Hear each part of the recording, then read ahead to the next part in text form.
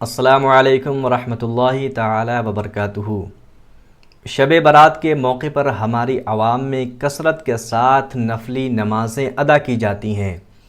ایسی نمازیں ہماری عوام میں رائج ہیں جن نمازوں کا ثبوت نہ تو نبی کریم صلی اللہ علیہ وسلم سے ثابت ہے، نہ صحابہ کرام سے، نہ تابعین سے، نہ تبع تابعین سے، بلکہ کچھ نماز تو ایسی ہیں جن کو فرضی اور من گھڑت بنا کر کے پیش کیا گیا ہے۔ ایسے ہی ایک نماز ہماری عوام میں مشہور ہے کہ اگر یہ نماز پڑھو تو تمہارے پچھلے 700 سال کی نمازیں معاف ہو جائیں گی، یا پھر کہا جاتا ہے کہ اگر یہ نماز پڑھ لی جائے تو آپ کی جتنے بھی پچھلی نمازیں ہیں جو آپ کی زندگی میں چھوٹ گئیں، ساری کی ساری نماز آپ کی وہ معاف ہو جائے گی۔ آپ اس تصویر میں دیکھیں، اس تصویر میں ایک من گھڑت اور فرضی نماز کا تذکرہ کیا گیا ہے۔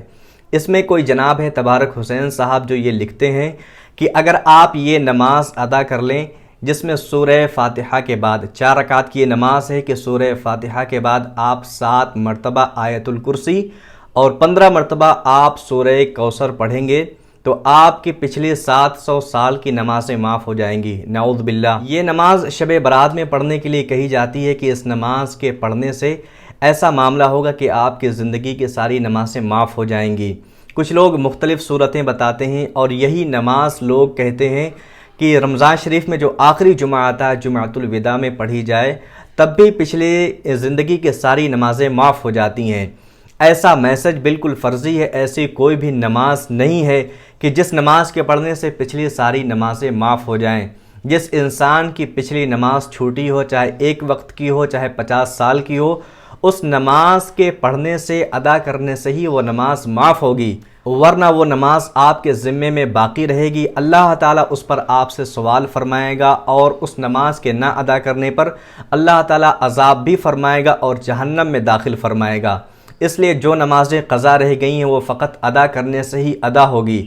کسی بھی ایک نماز کے پڑھنے سے دوسری نماز آٹومیٹکلی معاف نہیں ہو جائے گی۔ تو اگر آپ کے پاس بھی اس طرح کا کوئی میسج آیا تو آپ اسے ڈیلیٹ کر کے بھیجنے والے کو یہ سمجھائیں کہ اس طرح کی کوئی نماز نہیں ہے۔ ایسے میسج کو کسی اور کو وہ فارورڈ نہ کریں، ورنہ آپ بھی گنہگار ہوں گے اور جو شخص اس پر عمل کرے گا، اس جھوٹی نماز کو پڑھے گا، وہ شخص بھی گنہگار ہوگا۔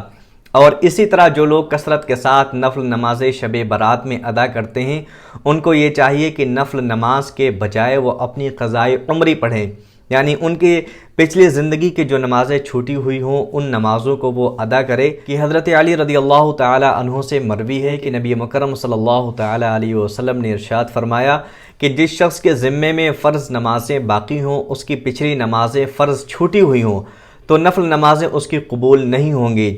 اس لیے نفل نمازوں کے پیچھے پڑنے کی بجائے آپ کو اپنی زندگی کے فرض چھوٹی ہوئی نماز کو پہلے ادا کرنا چاہیے، پھر جب آپ کی پچھلی ساری نمازیں ادا ہو جائیں پھر کثرت کے ساتھ آپ دن رات نفل نمازیں ادا کریں۔ اللہ تعالیٰ سے دعا ہے کہ اللہ تعالیٰ ہمیں اور آپ کو شب برات میں خوب عبادت کرنے کی توفیق عطا فرمائے، اس طرح کی جھوٹی باتوں سے بچنے کی توفیق عطا فرمائے۔ استغفر اللہ ربی من کل ذنب واتوب الیہ۔ السلام علیکم ورحمۃ اللہ وبرکاتہ۔